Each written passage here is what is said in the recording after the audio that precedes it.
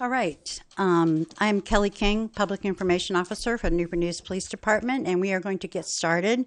The way we're going to work this, we are going to hear from three people first. Our Chief of Police, Steve Drew, our School Superintendent, Dr. George Parker, and our Mayor, Phillip Jones. These are all common spellings, and they're in the media release. After that, we're going to take some questions. Prefer that you kind of hold your questions until after all three have spoken. Okay? So Chief Steve Drew. Well, good evening. Thank you all for joining us today. And I know there was some question about as we go forward and share some information today. I know there was some question about when we would deliver some remarks and comments. I think that's important to our community, right? But we wanted to make sure that we took some time and gathered some information. We had some good information to deliver and clear some things up. So my name is Steve Drew. I'm the Chief of Police here in Newport News, and I will tell you that this is an unprecedented situation that we're dealing with. A 6-year-old. It is unprecedented. So there are some nuances here. Last Friday was a hard day for our city, for all of us, and there were a lot of heroes. I will tell you that Saturday afternoon I was able to meet with family, and I was humbled, but I was able to meet with Abigail Zwerner. Abigail is a 25-year-old teacher, and she is a trooper. She is a hero. I talked with her, so before I talk today, I'm going to go through the timeline, establish that a little bit for you, talk about our officer response, what happened while we were there, and where we're at in our investigation. But please remember that we are only 3 days into this, that there's a lot of things that still need to happen, and I'll talk about that as we go forward. But there are some questions that we will not be able to answer because of where we're at with this investigation. When I met with Abigail's family on Saturday, and they took me up to her room, she asked me, first question, do you know how my students are? She was worried about them. And then today, when I went back to share with her that we were going to hold this press conference today, she again asked me, do you know how my students are? And that touched me, her family and her mother. Abigail wanted me to tell you all, but primarily her students and her parents of her students, that she is in stable condition and that she is thankful for the thoughts and prayers that have gone out to her, to people that have reached out not only here locally, across our state and across our nation. She is very, very appreciative of the support that she's getting and continues to get. So I just want to establish with you a brief timeline. Last Friday, at Richneck Elementary School on January the 6th. At 1:59, a call came in and advised that a teacher had been shot, and there was no other information that came forward. Officers were dispatched at 2:00 p.m. Personnel to Richneck Elementary. And anytime we have a situation where there is a shooter or they believe a possible active shooter, officers are going to come from all over.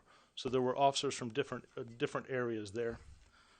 At 2:04. 2 sheriff deputies arrived at the school and entered the classroom where this shooting took place. And we'll talk a little bit shortly here that it was not an active shooter going on throughout the school. Everything happened in one classroom. 2 sheriff deputies entered at 2:04, and about 8 to 10 seconds behind them, 2 officers entered. When they entered the room, they found a 6-year-old child that was being physically restrained by a school employee.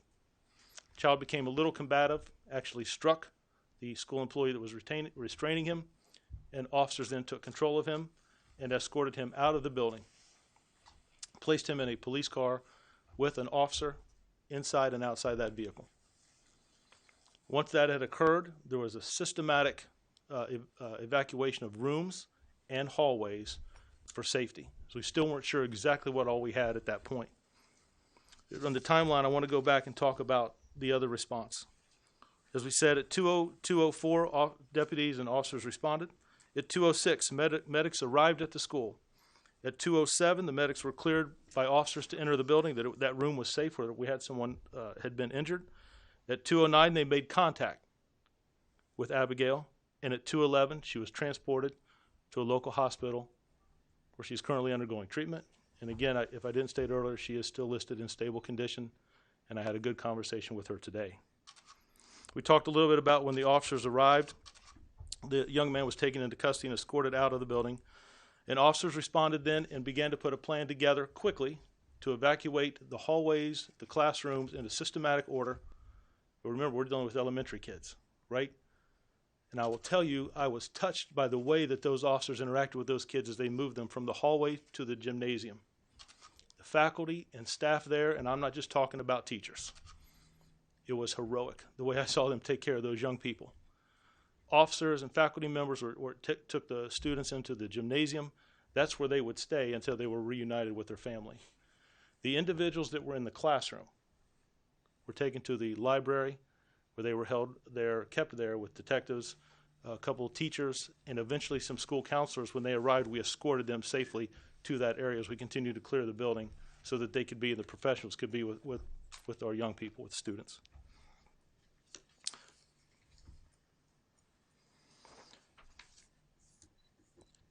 We talked about the detectives and counselors that were escorted there to make sure that we had professionals with the individuals that had been in that room. Once the building was safe, forensics entered the classroom and processed the crime scene. I want to share with you what we recovered there. One spent shell casing, a backpack, a cell phone, and a 9mm Taurus firearm was recovered. The firearm was recovered close to the student's desk where the shooting occurred.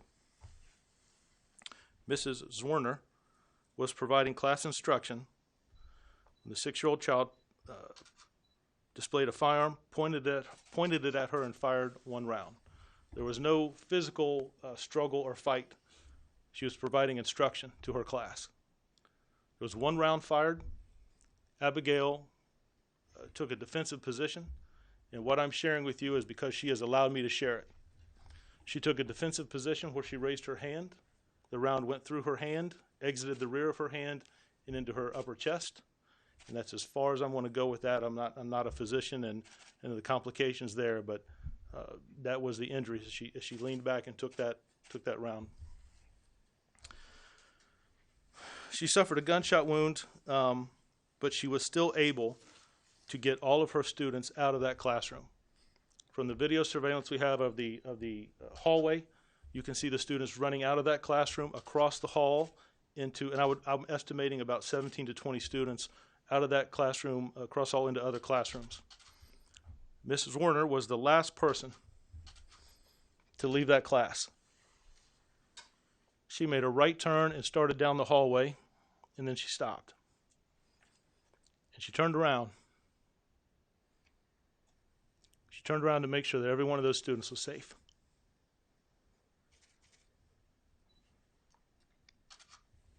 She made her way down to the administration office, where we later find out that she was given first aid as dispatchers talked to individuals who had made phone calls, and they took care of her through communications until the paramedics got with her. Several faculty members were interviewed at the scene. Others, there will be follow-up interviews. There will be follow-up interviews with Abigail. The students that were there, we will work with child psychologists who are trained to interview children. We'll work with them and want to talk about what they saw in their accounts. Now, once I arrived, myself and other officers, got a quick brief assessment of the situation of what we had, and I wanted to get out as quick as we could to our community and our parents, right, that we did not have an active situation, the individual was in custody, and that there was no longer threat. I tried to explain a little bit about how children were being moved to the gymnasium. We'll work with our school board members and faculty and staff there, our sheriff deputies, that came all together, and we had a systematic process of releasing a child to their parent. They were identified, and we got them back together. You can imagine there was some frustration by parents wanting their children back, and I can understand that. Myself and the mayor worked the line as parents lined up, calming them down, reassuring that their students were okay. But you saw tears and frustration, anxiety, and I appreciate that, sir. Because in those situations, what we have to do is try to keep people calm because they're just unsure of what they had. And as we reunited, as I saw school employees walking students and officers walking students back to their families, I saw tears and smiles on both sides.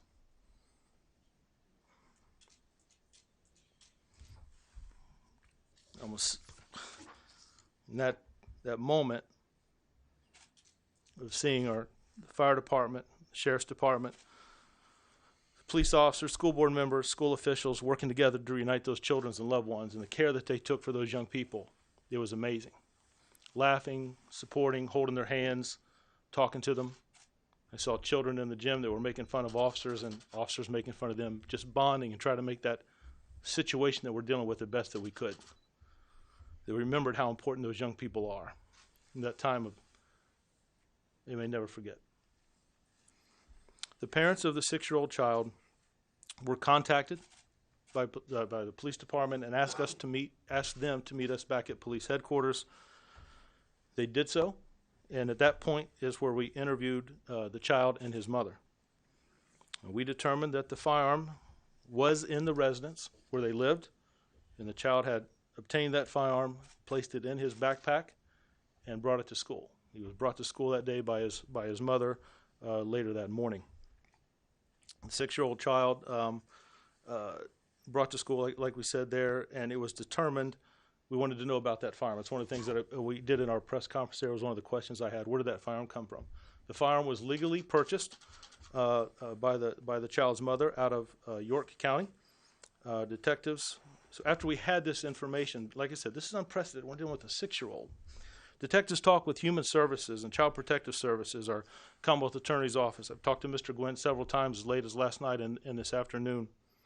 The Community Service Board, which addresses mental and behavioral health. Due to the age of the child, we made these contacts and conversations to seek guidance on possible services, because none of us have a lot of information dealing with something like this. Based on this conversation, an emergency custody order was initiated by detectives, and the 6-year-old child was transported to a local hospital where he was evaluated. The CSB, Community Service Board, determined that a temporary detention order would be obtained from a magistrate, and the child is currently receiving treatment at a medical facility. Now, the department will continue to conduct this investigation, which will consist of follow-up interviews. We want to talk to the individuals that were in that classroom with help of a child psychologist. We want to meet with Human Services or Child Protective Services to see if there's any interaction or any cases that they have with the family or the child. And we also want to work with Dr. Parker and his staff, which have been extremely forthcoming with information of any issues they may have dealing with the child's behavior or any behavioral issues or concerns. I'd like to reiterate, and I said that night, I just want to reiterate that this shooting was not accidental. It was intentional. Now, I believe, and I told her today, I believe that Miss Zorner, Abigail, that she saved lives on Friday. I cannot be more impressed with the faculty and staff of the school. I can't be more impressed with those children, the way they exited the hallways and went with instruction, the officers and deputies who talked to them, some holding their hands as they walked through, and the number of school employees that came in and we escorted to the gymnasium and even to the library to work with those young children. And I also want to thank all of our federal partners, state and local officials who've called and asked if there's any support that you need from the governor's office, all over the state, but primarily around our surrounding jurisdictions. Is there anything you need? And I believe that's because of the relationship that we have. So as we go forward, those are the conversations we'll be having as we continue to put this investigation together. There are a lot of things that we need to continue to do. We're only 3 days into this investigation. But I just wanted to share with you a little bit about our response, what we had, a little bit of the timeline, what was recovered, and what we have done at this point, and where we are as we go forward to have those conversations with our Commonwealth Attorney and the CSB board on the best avenue to go forward in this situation. I'll take some questions at the end. At the end, I want to make sure that Dr. Parker and our mayor speak. But before I step away, I just want to say that I am appreciative and thankful of the partnership and the relationship we have. And I want to thank you for your being there and just kind of all of us working together. I think that's what makes this city great. Horrible situation happened that we were able to come together. So I just wanted to say thank you.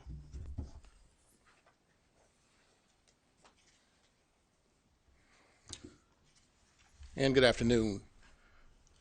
I will start my remarks by thanking quite a few organizations. I know our police department, sheriff's deputies, our city council members, and our school board, and that great staff at Richneck Elementary for their response and continued support of our students and our community moving forward from this event.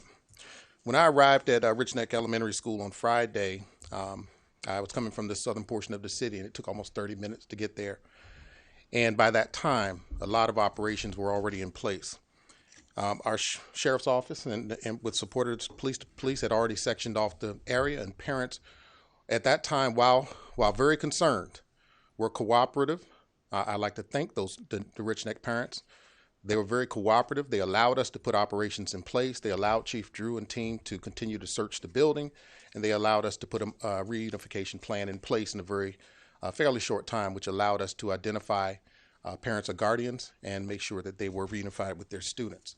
It took approximately 3 hours to complete that reunification process, which I thought, under the circumstances that we were dealing with, was very well done.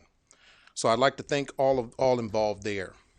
My remarks, we are very pleased to hear that our teacher, Abby, is improving. I look forward to seeing her soon. And we are continuing to support the staff of Richneck Elementary and the students. As of this day, all students who were in the classroom in that incident we've been offering mental health supports, and we've reached out to those families. We've continued to reach out to the Richneck Elementary staff to offer any mental health support as needed, and we have created a helpline that allows any parents or any community members who need support to contact that helpline, even if it's just a matter of talking to their child about what occurred.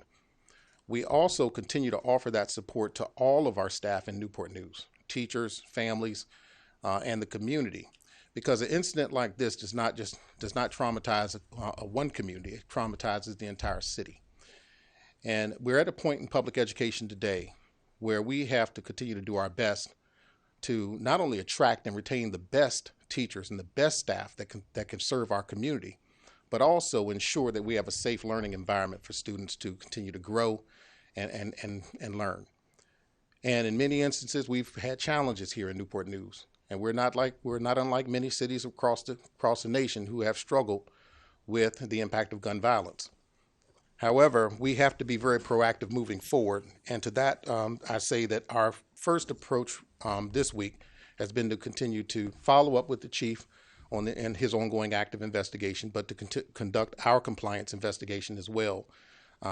Whenever we have a serious incident of this nature, we want to unpack what transpired leading up to that incident, and so we can learn from it, not only from a procedural standpoint, but also from a safety standpoint. And we're in that process of doing that first. This is day 3, as Chief mentioned, and day 1 of our compliance investigation. And we will continue to meet with staff, collect statements, and also assess what transpired on Friday. Our next concern is the mental well-being of our faculty, our staff. Not only the staff of Richneck Elementary, but our entire division. I've received many emails. Some supportive, some concerned, some afraid, and it's understandable. Some angry, and I'm angry. But I know that we have to find a pathway to move forward. And I know that means that while we may be angry or in fear and don't understand all the details of what transpired, we'll get to that point where we can answer all of the questions, where we can clearly communicate what moving forward will look like. And I'd like to also thank those educators, principals, and students who are attending school today. I know it took great steps for some of them to wake up and go into a school building today. And that's the type of educators we have in Newport News. We're committed to our mission. We want to make sure that our students have a place to learn, and we want to continue to work on those areas of safety and other areas that we are going to focus on. So we have canceled classes at Richneck Elementary for the entire week, and we're going to use that week productively. We had a meeting, very good meeting with the staff today, virtual, and I offered some questions that we want them to answer for us around school safety, what they would like to see take place in order for them to return to the school. What are some of the expectations for us in terms of supporting Richneck Elementary and their community? Once we gather that information from the staff, we will start building out a plan for our schools to begin school again.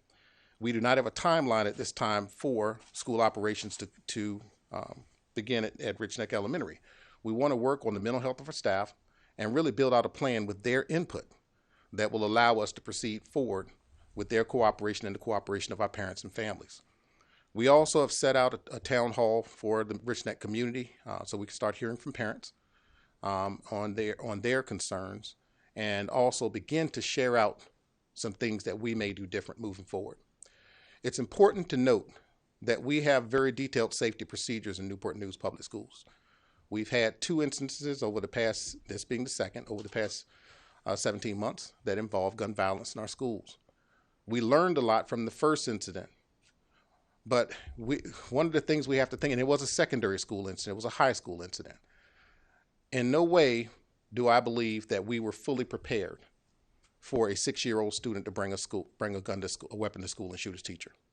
And just doing a little bit of research, since 1970, there have been 3 instances over 50 years where a 6-year-old student or less has discharged a weapon in a school. So there's a lot to learn here and a lot to unpack. And I would not stand here and say that we have all the answers. But we're up to the task of making sure that we do what's necessary to make sure that our elementary schools are safe, and that we can minimize any risk of future violence in our schools. So with that being said, we've talked about some of the instances that have occurred. I want to make sure that everyone understands that part of our preparedness is to train everyone in active shooter training. We call it the Civilian Response to Active Shooter Events course, or CRAZE. I believe that every school division across the country should follow those procedures. What we saw were teachers who took immediate response to secure their students, to make sure that they separated themselves from a potential threat, and they responded accordingly. And I believe those types of things will happen through proper training.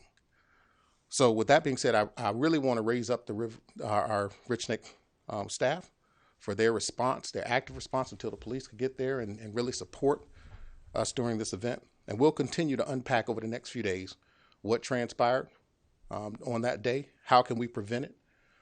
How can we learn from this event moving forward? And then we'll share that with our communities and continue to seek their input and feedback.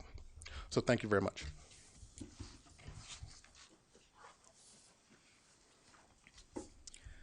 Good afternoon. My name is Mayor Phillip Jones, and thank you all for being here. The first thing that I want to say is that it's been a long 3 days for our city and our community. I just want to take a moment and acknowledge that. Second of all, I want to thank all of the first responders that were involved. And when you go and you actually look at that list, that's more than just the sheriff's office or the police department or the fire or the staff or the teachers or the principals. There are so many individuals that I want to say thank you. Thank you to the parents that showed up, that were orderly, that allowed us to evacuate the children in a safe manner, ensure that we had everyone accounted for. Thank you for the police that established the outer and the inner cordon. Thank you to my colleagues on council and on school board who worked the line for hours with me. I appreciate that and appreciate our partnership. So just want to say thank you. My colleagues, both council and school board, have spent a lot of time at the hospital over the last few days.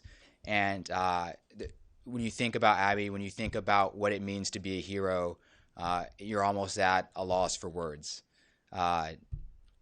During my time in the Marines, I've met heroes. I've met living legends, and I can tell you, Abby would be welcome in our company anytime. The fact that we live by a motto of Semper Fidelis, of always being faithful, and she was faithful as a teacher, and she was ensured that everyone is accounted for, and that she was the last one to leave.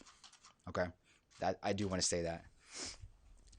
As mayor, and my priority is to ensure that the safety of our children is number one. That is the most paramount thing, and we are always going to ensure that.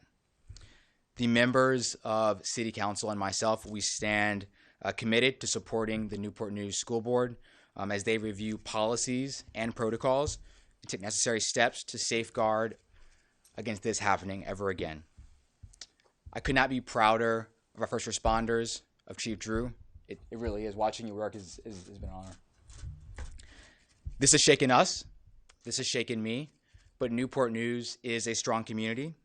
And together, we are going to work together to ensure that the well-being of our children remains a priority. And as mayor, that's what we're going to do. Thank you. Okay, before we take questions, I just want to clarify that I know there was some frustration about not releasing Ms. Warner's name initially, but Chief did get permission from her this morning to do that. So, okay, any questions? Chief, have the parents told you anything about whether the child had problems previously in school, disciplinary issues, anything like that that might have precipitated this? So I don't know exactly verbatim. I know that there are faculty members that we want to talk to, and that there are those children that were in the room and their parents. Those are some follow-up interviews we want to have, but we want to make sure that we have those as they fall into, as we recover evidence and process the information that we have coming in.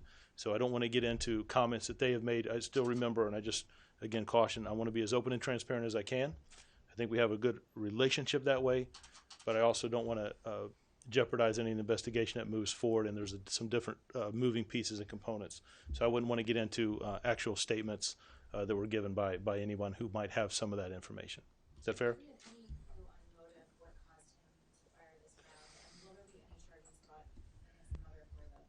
Those are two great questions. You know, as we'll work with our professionals, we'll get some information back about some treatment that is being going on right now, and evaluation, and to hear some of those things.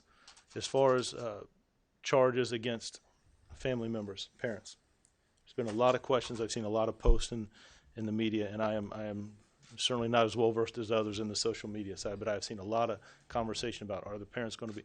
So talking with our Commonwealth Attorney, we have a great relationship and the utmost respect. I met with him or talked with him. I was with him last night. We talked today. That once the information, right, once all the interviews have been conducted, as the gentleman behind you just asked about, if the parents said anything, once all that stuff is obtained, we know what we know from Human Services or Child Protective Services, what information the schools have, the other interviews that we still need. I'd like the detectives want to go back and have some more conversation with Abigail. We will present that and sit down with the Commonwealth Attorney's Office. They will review that, and a great comment he made to me today was, where the facts are and what the law supports will determine if there will be any charges. But I would be wrong to make that statement now. It'll be where the investigation leads. They're still trying to put all of that together. Sir.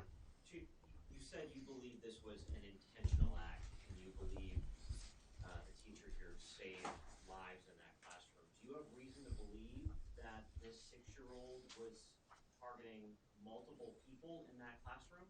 Everything we have at this point that it was intentional. I do believe that.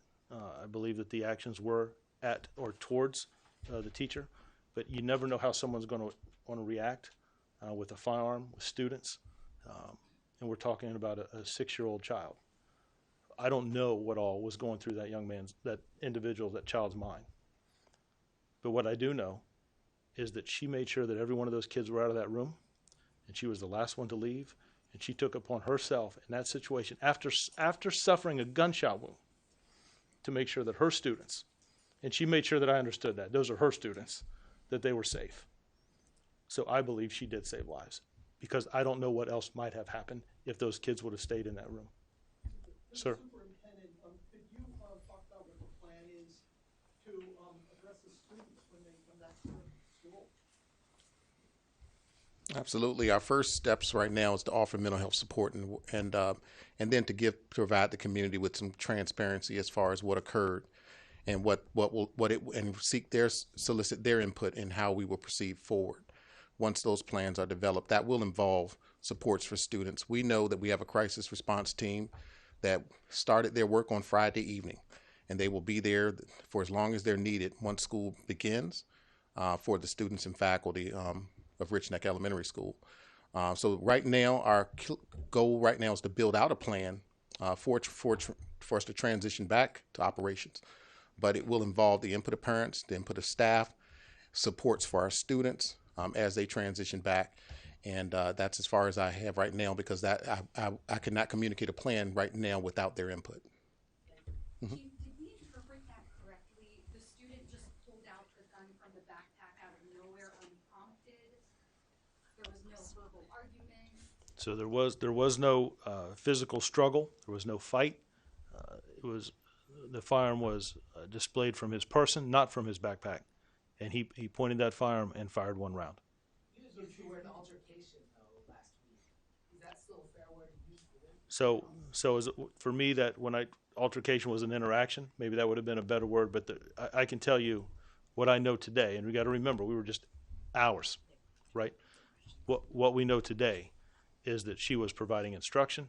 He displayed a firearm, he pointed it, and he fired one round. So Chief, the other day, look, so there was no actual. Can you repeat the question? I can't hear the question. He just kind of out of the blue pulls out the gun and shoots her.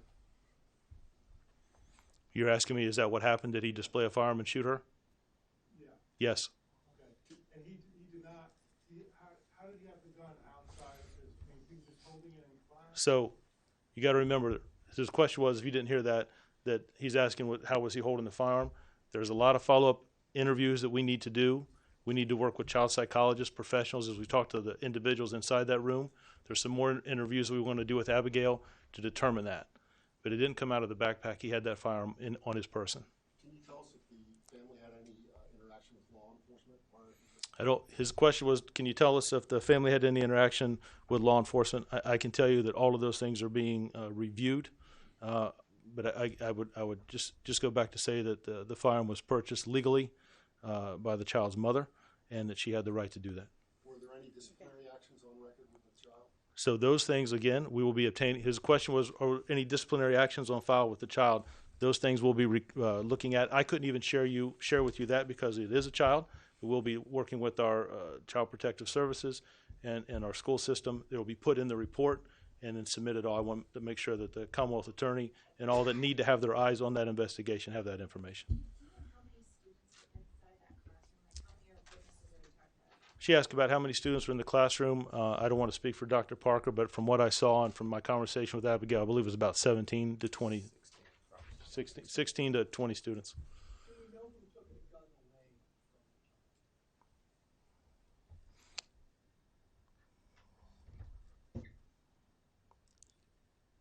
There needs to be some more follow-up interviews before I would answer that question. Okay, is that fair?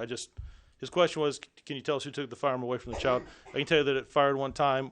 There was a school employee who entered that room as deputies and officers entered that was restraining that child. The firearm was on the floor, and that's where it remained. But there's some more interviews that we need to go through before we go down that. Chief Drew, you said that the mother purchased the gun legally, but how was it secured that the 6-year-old could get it? Was it secured in the home or left unsecured? That's a great question. We've got we're trying to piece that together. Her question was how the firearm was secured in the home. That is a key element for us to determine. Right now we have some statements, but we want to shore those up. So I'm not going to go into much further than that. What I can tell you is the child did take the firearm from the house. He put it in a backpack and took it to school that day. But I don't want to go at this point about how that firearm was secured, where it was secured at, and how the child may or may not have known where it was at. Also, how does a 6-year-old have the strength and dexterity and know-how to fire a gun? You know, that is a great question, and I wish that we never had to have it asked. How does a 6-year-old know how to use a firearm? I don't know that I could give you an adequate answer. I know that I have seen some video games out there that depict it pretty clearly. Whether it's some think it might be a toy at one point. I don't know how to answer that. It's unprecedented. I don't know how to answer that question. Possible prior experience firing one? I don't know how to answer that question fairly. Was this a general education classroom, and were there any other staff members in the room? I'm not exactly sure what type of class it was, or I mean, Dr. Parker, if you want to touch base on that. Question was whether it was a general education classroom and whether any other staff members. To my knowledge, it is a general education classroom, and to my knowledge, there were no other staff members at that time present in the classroom. But we're investigating our chronology of what occurred, and so we're going to confirm that. We've received many emails from parents, not of just that school, but other schools in Newport News, asking about the safety of their kids. They're not sending their kids to school from other schools. What's your message to the parents? Are your schools safe, and what steps are you going to make after this to make sure they are safe? The question is, what are we doing to keep our schools safe? We have protocols in place for school safety, and we also provide those our staff and administration training in school safety procedures. Again, this is an isolated incident that is unprecedented over a 50-year period. 3 instances over 50 years. While every situation creates alarm, and the pain and anguish and the whole process of emotions that have to go through with that, we continue to assess our security procedures and work on our procedures with our police department and make modifications if there's something that's missing. Now, what's clearly missing in this case, and we've addressed metal detection, random searching, and all kinds of other things at the secondary level due to an incident that occurred a year ago. I'll be honest, who would be prepared for a 6-year-old to bring a loaded weapon onto school or a weapon onto school and shoot their teacher? So with that being said, the next step would be to look solely at that deterrent. At the elementary level, we've primarily focused on an adult or a person entering a building as an active shooter. And we've made plenty of safety adjustments, hardening our buildings, making sure we have safety protocols for entry points, making sure that we have protocols in the building, such as training for our staff for active shooters. We've done this at both elementary, middle, and high.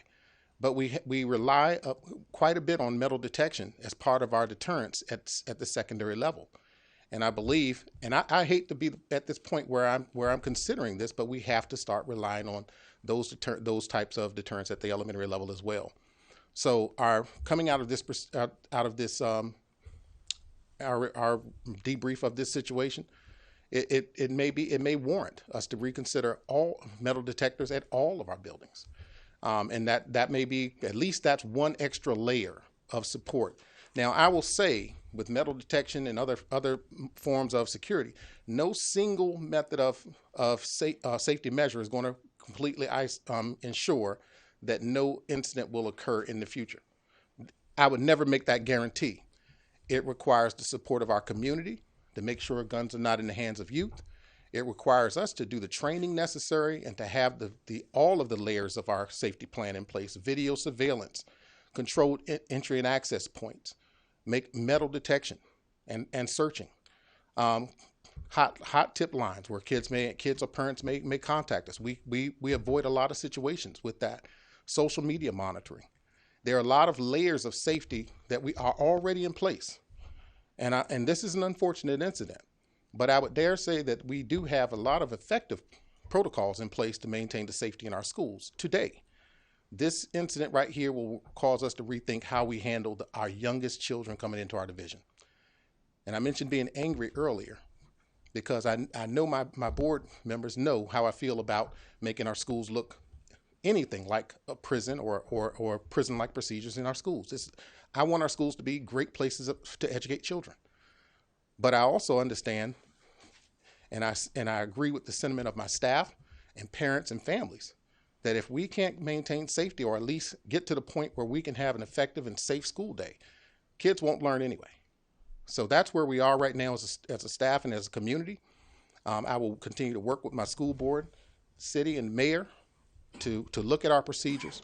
And I don't believe anything would have avoided this circumstance right here unless kids walk through a metal detector.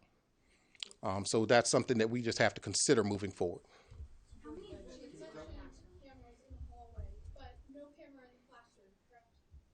And the question is whether we have cameras in the classroom.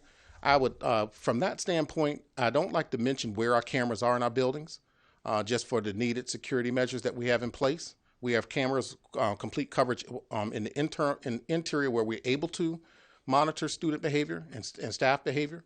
But places like restrooms, interior classrooms, there are some, do not necessarily monitor those on a random basis. We have monitoring systems in place to record. So we currently do not put cameras in every classroom in our schools. So this incident is not on video? That's something I'll have to go back and assess. I know there was some recording taking place and there was firsthand account.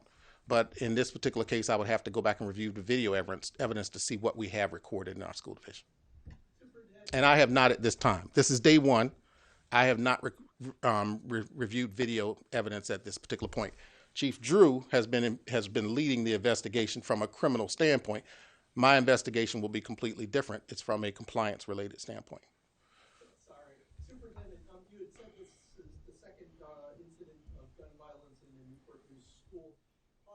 Do you know how many other incidents this year occurred in which a child brought either a gun or ammunition or some other deadly weapon to a school that didn't result in violence but might have been picked up by teachers? Can you say that that didn't happen, or what do you know about that? And I'll ask, are you referring to Newport News Public Schools or other school divisions? Okay, I can't give you a number of any safety measures. We do safety searches, and if a student is found with a weapon, it is documented, recorded as such. But at this point, I can't give you a number of any confiscations or any weapons violations at this particular point. Chief, how many bullets were in that firearm? Parents reporting that the student had previously threatened this teacher and this classroom and perhaps even brought bullets into the classroom. Is that not being At this point, I'm not at liberty to speak to that because we're still investigating that the instance that occurred. How many bullets were in the firearm, and do you believe the student would have turned the gun on other students? I don't know what was going through that child's mind. He's 6 years old. I don't know. I don't want to release how many rounds were in the firearm. I can tell you there were more than one, but I don't want to go into that. I will tell you it was a 9mm Taurus firearm, a handgun that was recovered. Chief, you had said he's in the hospital. You had said he's in the hospital right now. All I'm going to say. The question is asking where the child is at. Well, what's the next step for him? So the next step will be that because of his age, he has 96 hours to go in front of a judge, and they will determine continual treatment or the next steps. But that will be handled by several individuals around that age group that specialize in dealing with a child, again, a 6-year-old. So that has to wait to be determined. But he has 96 hours before that child will go in front of a judge to determine what are the next steps. What does that mean? You're bringing up charges against him?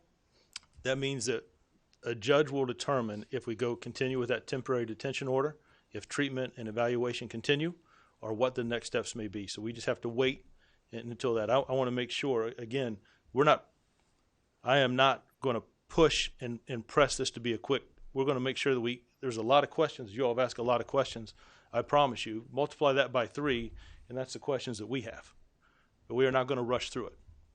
Did you have a question, sir? Any more details on the actions of the staff member who apparently entered the room? So his question was, do I want to add any more information? All I can say is this, and then I'm going to step aside, is that there is video recording from the hallway that we have observed. That's how we know the children ran out of the classroom and across the hall.